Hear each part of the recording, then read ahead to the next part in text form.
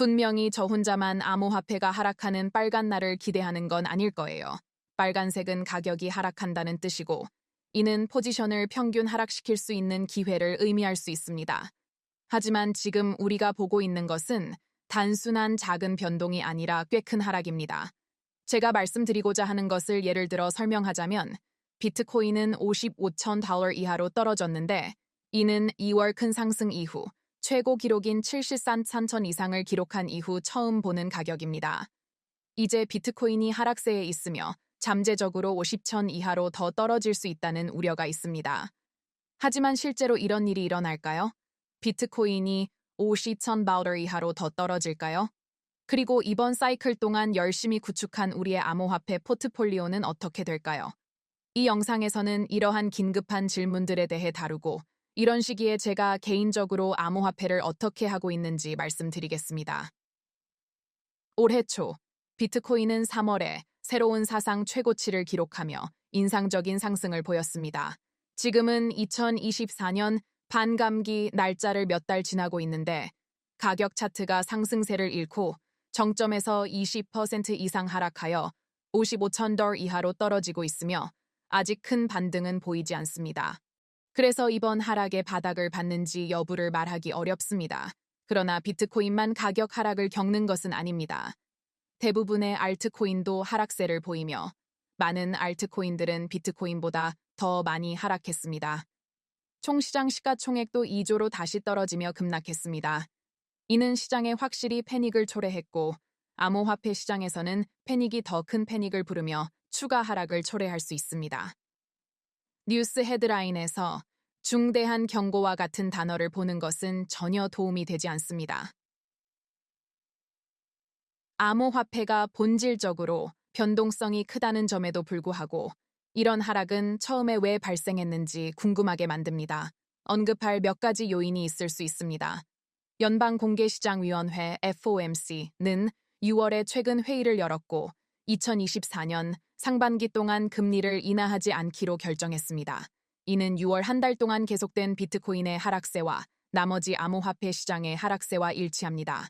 이 회의의 의사록은 7월 3일에 공개되었으며 이때 비트코인은 계속해서 급락했습니다.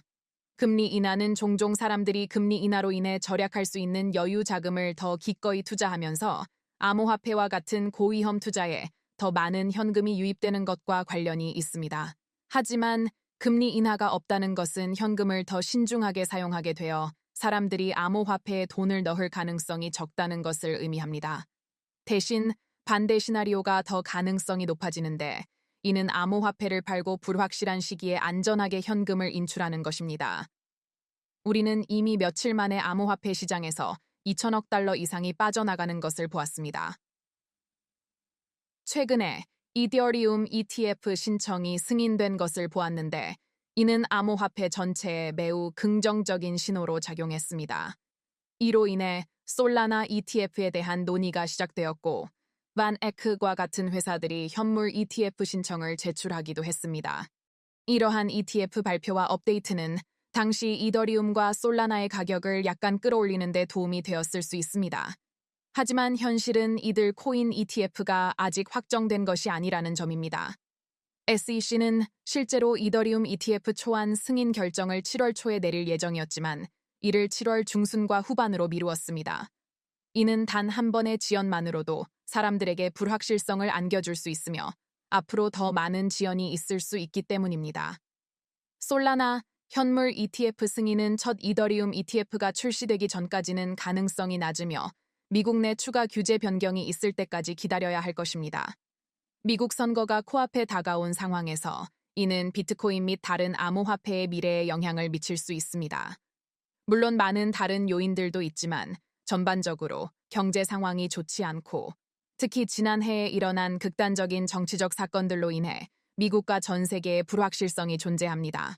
이 모든 것을 고려할 때 다음으로 다룰 큰 질문은 비트코인이 50천 달러 이하로 더 떨어질까요? 사실 비트코인이나 어떤 암호화폐의 미래 가격 움직임을 예측하는 것은 어렵습니다. 하지만 시장을 조금 더 이해하는 데 도움이 될 수 있는 한 가지는 역사적인 가격 패턴을 살펴보는 것입니다. 저는 이 부분을 여러 번 다뤘지만 이해하는 것이 매우 중요하다고 생각합니다.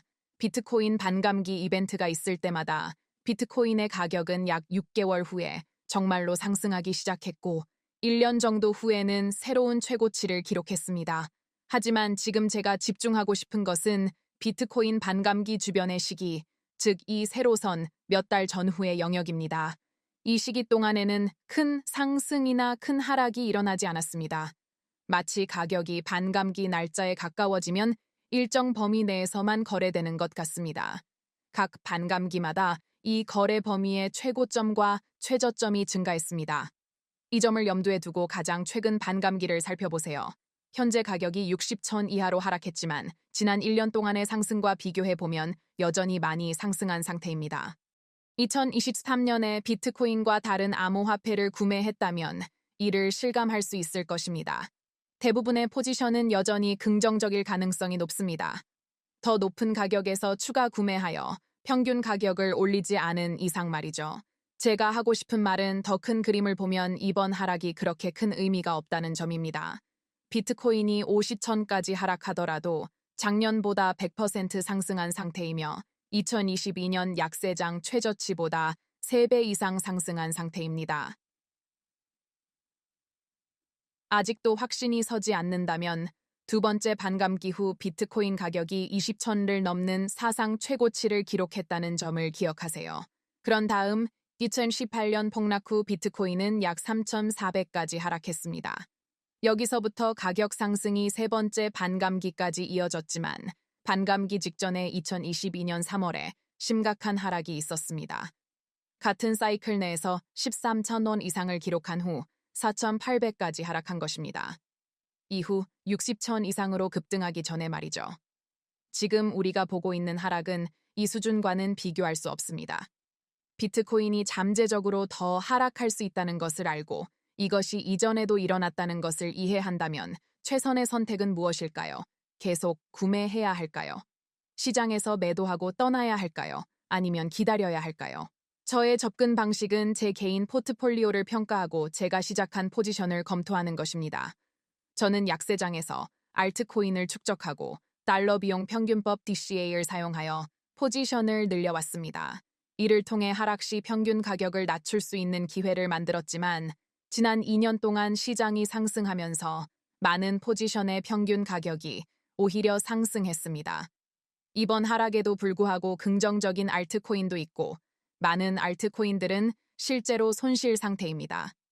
저에게는 이것이 할인을 추가할 기회입니다. 물론 월급 전부를 한꺼번에 투자하는 것은 아닙니다. 여전히 달러 비용 평균법 전략을 따르며 시간에 걸쳐 소규모로 구매를 하고 있습니다. 이번 하락이 계속된다면 더 낮은 가격에 더 많이 구매할 수 있을 것입니다. 혼란과 공황 속에서도 자신의 포지션을 평가하는 데 시간을 가지는 것이 항상 최선입니다. 두려움에 빠져 서두르게 결정하지 마세요. 이러한 하락은 암호화폐 시장에서 정상적인 일이며 이러한 시기에 많은 투자자들이 신중하게 생각하지 않은 결정으로 손해를 봅니다. 저는 개인적으로 시장을 면밀히 관찰하며 이번 하락 시 매수 주문을 할 것입니다. 가장 부정적인 포지션에 더 많은 돈을 투자하거나 진정으로 믿는 프로젝트에 투자할 것입니다. 이와 같은 영상을 더 보고 싶다면 좋아요 버튼을 눌러주시고 채널을 구독해주세요. 암호화폐 시장은 높은 위험을 동반하며 이 영상은 금융조언이 아닙니다. 투자 결정을 내리기 전에 꼭 스스로 연구하시길 강력히 권장합니다. 영상 즐거우셨길 바라며 다음에 또 만나요.